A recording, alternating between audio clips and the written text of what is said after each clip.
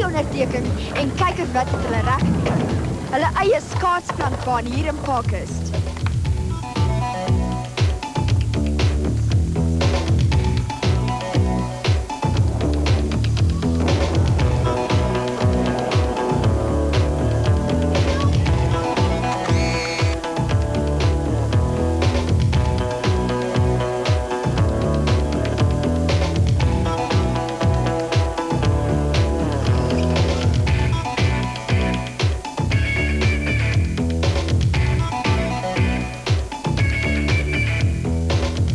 Vandag het ons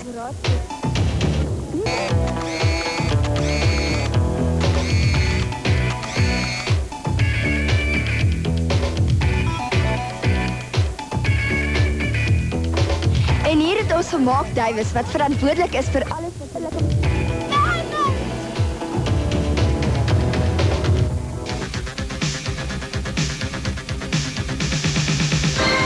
The last word in fast-paced freedom, skateboarding is taking Europe by storm and leaving a shower of hot skating talent in its wake. All the top European skaters who weren't over in Germany training for the World Cup rocked and rolled up at the California skate park in Charleroi, Belgium for a shredding session to learn new tricks and a shot at the top honors.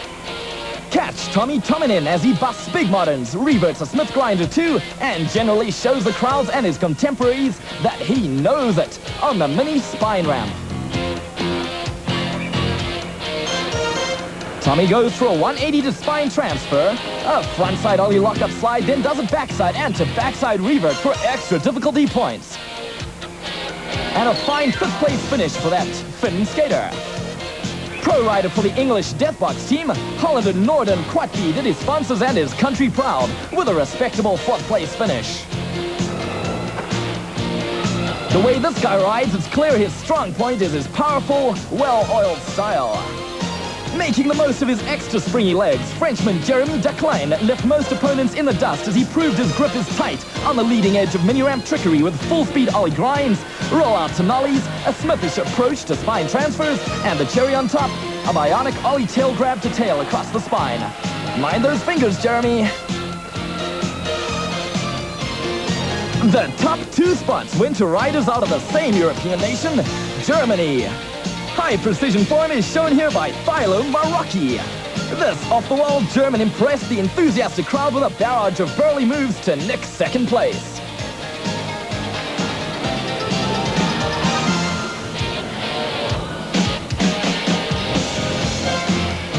Thilo setting up for something big here. Transfers over the spine. A 5-0 grind there, building up speed all the time. To tail and then there it goes, surprising everyone up there on the rollout deck. It's Thilo Milwaukee.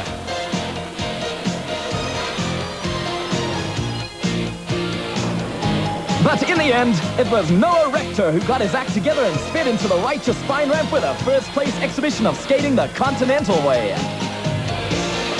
Noah padded his runs with plenty of 50-50 grinders, but his GMN bearings gave him more than enough speed to pull out manic maneuvers like this tail-clutching ramp-to-ramp transfer.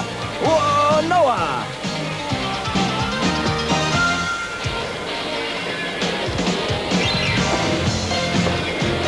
All in all, a fine lip ramp, mini ramp, spine performance by this young German amateur competitor.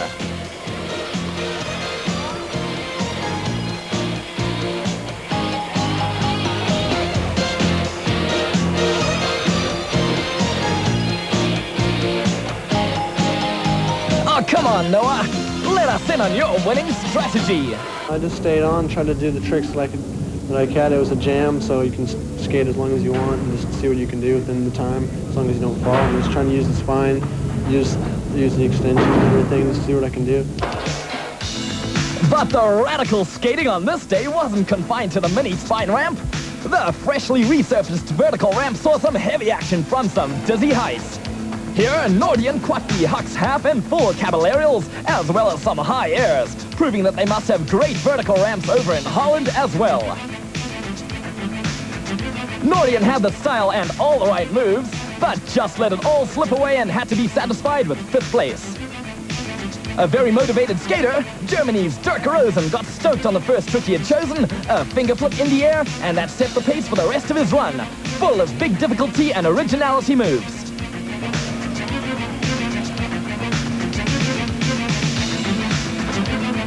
A nice fakey ollie lockup, and Dirk goes to back that up with way high backside method airs and some body burial nonsense, all accumulating for a 4th position finish.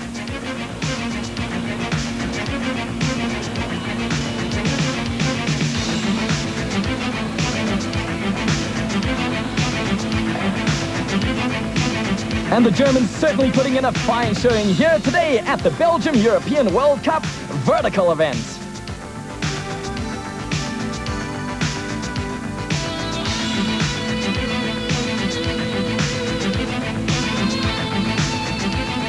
Oh, 1 foot off, back on, and that's the end of the run for Dirk Rosen.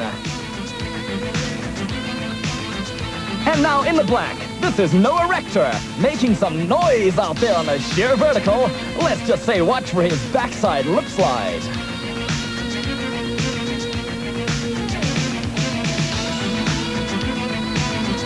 Following his victory on the mini spine ramp, Noah Rector was looking for another first, but in the end, had to settle for 3rd.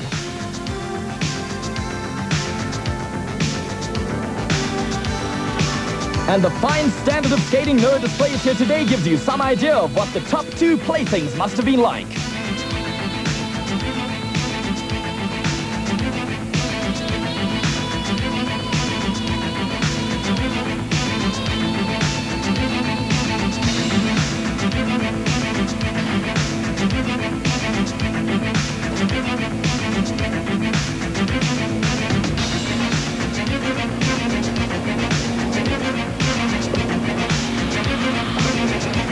Most improved skater of the event was Tommy Tominen, who showed an excellent understanding of the finer points of the mute grab variation of the normal backside air.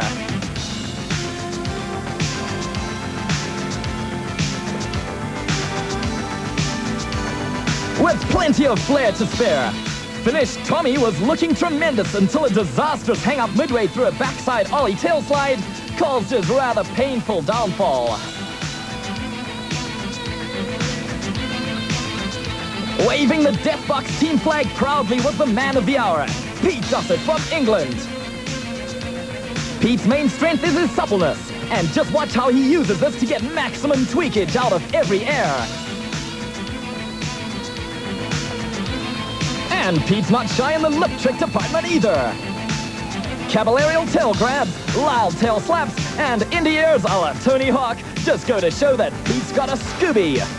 That's a clue to the clueless.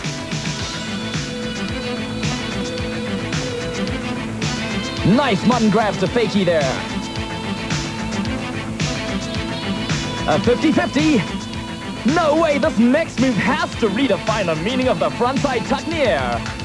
An absolutely spectacular final run there for Pete Dossett, scoring in 1st place vertical, but let's find out how he felt about it.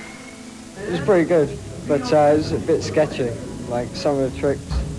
I tried to grab the towel to nose thing and came down the ramp like a sketchy geezer I am, and the other tricks in the run, it was alright, it's pretty good.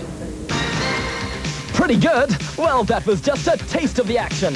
Get ready for the Monster Mastership, coming soon. Watch this spot for details.